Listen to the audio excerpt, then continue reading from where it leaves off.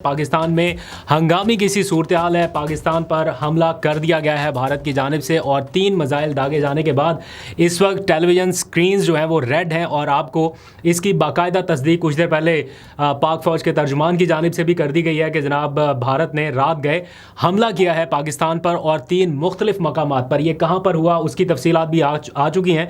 जैसा कि इतलात पाकिस्तान के पास थी कि यह हमला किसी मदरसे पर, किसी मस्जिद पर यकीनी तौर पे ये प्लान किया जा रहा है, कुछ इन्फॉर्मेशन इंटेलिजेंस बेस पे थी, इसीलिए अता की जानिब से भी रात गए ये पैगाम उस वक्त जारी किया गया था कि ये हमला हो सकता है, लेकिन ये नहीं बताया गया था कि कहाँ पर हो सकता है।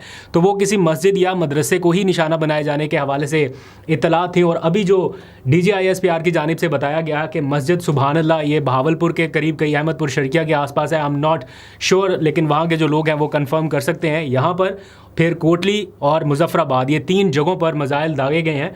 उनका कोई भी तैयारा पाकिस्तान की हदूद में दाखिल नहीं हो पाया, ना उनको होने दिया गया, लेकिन बाहर से उन्होंने अपनी हदूद से ही ये मिसाइल दागे हैं। जो टाइम स्टैम्प्स हमारे पास अभी आ रही हैं उसके मुताबिक तकरीबन 12:33 पर और 12:35 तक ये 2 टाइम स्टैम्प्स आ रही हैं जिस पर ये पाकिस्तान में हमले किए गए हैं। इसकी अब CCTV फुटेजेस भी सामने आने लग गई हैं। लोग बहावलपुर से भी भेज रहे हैं और भी जगहों से जहाँ पर ये अटैक हुआ 3 जगहों पर। ये जो अटैक किया गया है इसका नाम ऑपरेशन सिंदूर रखा गया है और इंडियन आर्मी के ट्विटर अकाउंट की जानिब से ये बताया गया है कि ऑपरेशन सिंदूर लॉन्च किया गया इन हमलों के नतीजे में।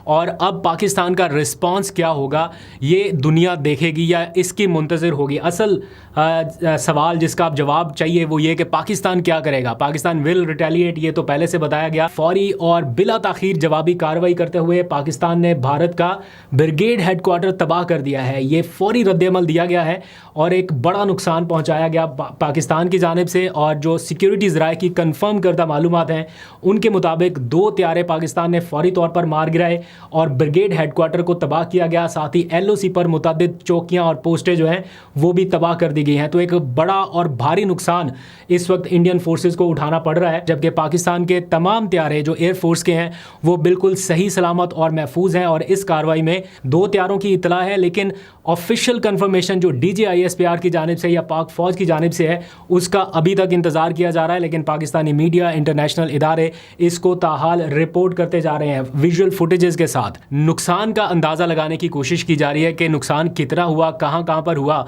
उसका तखमीना लगाया जा रहा है। इनिशियली जब ये मालूमात आई और पता चला कि जंगी त्यारों की परवाज़ें जो है वो शुरू हो गई हैं फैसलाबाद के आसपास और बाकी जगहों पर भी, तो ये कुछ लोगों ने हमें बताना शुरू कर दिया। तो उस टाइम TV चैनल्स लगाए तो उस टाइम कुछ नहीं था, लेकिन चंद ही सेकंड्स के बाद ये सारी चीज़ें आने लग गई और बड़ा टाइमली अब ये कंफर्म किया गया। अमूमन ये होता है कि इस किस्म का जो सिक्योरिटी का मामला हो तो उसमें TV चैनल्स को रोक दिया जाता है कि जब तक कंफर्मेशन नहीं आ जाती या जब तक हम आपको ना बताएं तो कोई चीज़ ना चलाएं, हमें आवाम में पैनिक ना फैल जाए। लेकिन ये सिचुएशन ऐसी है कि इसमें पैनिक की बजाय बड़ा एक तो समझदारी के साथ और टाइमली अपने लोगों को हर चीज़ खुलेआम बताएं। जो भी हो रहा है, जो नुकसान है, जो इस टाइम प्लान हो रहा है, हर चीज़ के बारे में कौम को आगाह रखना बड़ा ज़रूरी है।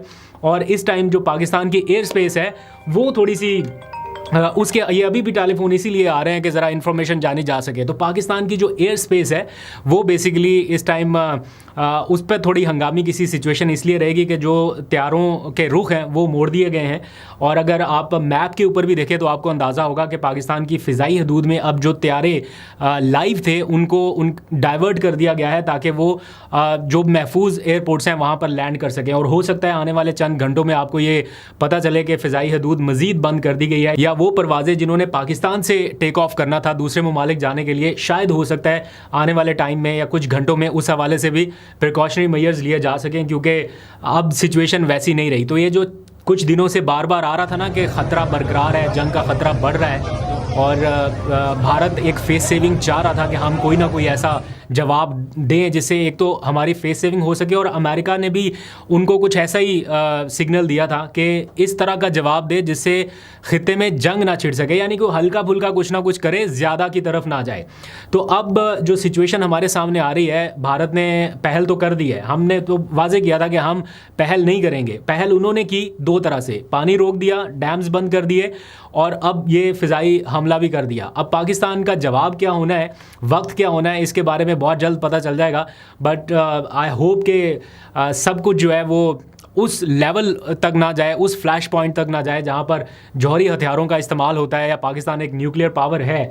अब ये सारे राब्ता करेंगे पाकिस्तान से, सारे डिप्लोमेटिक चैनल जो है ना वो ऐसे एक्टिव हो जाएंगे कि देखें आप डी एस्केलेट करें सिचुएशन को, अब आप जवाब ना दें, अब आप देखें बातचीत करें। वो पहले जो था ना वो अलाउ किया गया जैसे इंडिया को कि ठीक है आप अपनी कार्रवाई कर सकते हैं, और फिर अब पाकिस्तान के ऊपर ज़ाहिरी बात है प्रेशर रहेगा। लेकिन इस मुश्किल वक्त में, इस टाइम में कोई वो नहीं है, कोई सियासी पार्टी, कोई और दूसरे सियासी जमातों के झंडे तले नहीं, डायरेक्ट पाकिस्तान के फ्लैग तले सारे इकट्ठे हैं अपनी आर्म्ड फोर्सेस के साथ। जिस किस्म का भी भरपूर किस्म का जवाब जो है वो होना चाहिए ताकि वंस फॉर ऑल ये पता चल सके कि पाकिस्तान को इस तरह से हल्का नहीं लेना। पहले भी दिया था, अब भी इंशाल्लाह हो जाएगा। तो इंतज़ार करते हैं और जो भी फर्दर अपडेट्स आएंगे वो साथ साथ आपके साथ शेयर करते जाएंगे। इस टाइम भी DGISPR जो है वो टीवी चैनल्स के ऊपर साथ साथ अपडेट कर रहे हैं जो भी सिचुएशन है। तो एट द मोमेंट मैं आपको ये बता सकता हूँ कि पाकिस्तान में जो हो रहा होगा पावर कॉरिडोर्स में, जो हॉटलाइंस हैं उनके ऊपर राब्ते एक्टिव कर दिए गए हैं। वज़ीर आज़म और GHQ में भी बहुत अहम किस्म के राब्ते हो रहे होंगे यकीनी तौर पे ऐसे हालात में, चूँकि 2019 में मैं इन चीज़ों को कवर कर चुका हूँ। तो air headquarter, brigade headquarter and so on, कहाँ कहाँ पर क्या क्या एक्टिविटीज़ हो सकती हैं उसकी बहुत ज़्यादा डिटेल में नहीं जाते। लेकिन पाकिस्तान इस टाइम हाई अलर्ट पर यकीनी तौर पर होगा और जो जवाब है या रिस्पांस किस तरह से करना है उसके बारे में फ़ैसला कुन मुशावरत इस टाइम जारी होगी। वज़ीर दिफ़ा की जानिब से पहले ही कंफर्म किया गया था, बताया गया था कि अगर इंडिया ने पानी रोक के अपनी कोई तनसीबात बनाने की शुरू की या कोशिश की या कोई नई उन्होंने वहाँ पे कंस्ट्रक्शन करने की शुरू की तो पाकिस्तान उसको तबाह करेगा।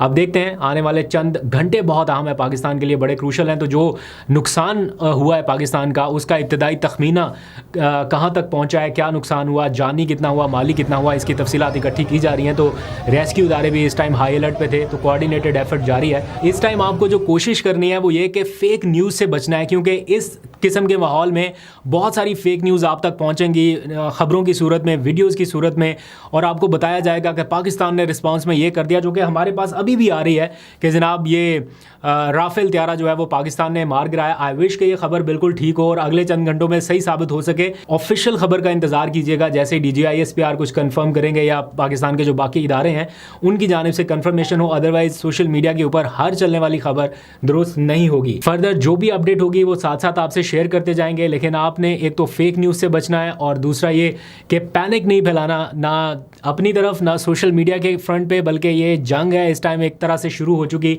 और पाकिस्तान के इदारों का भरपूर दिफा करें, अपने तमाम तर इख्तलाफात एक साइड पर रखते हुए पाकिस्तान के लिए इस वक्त सोचें।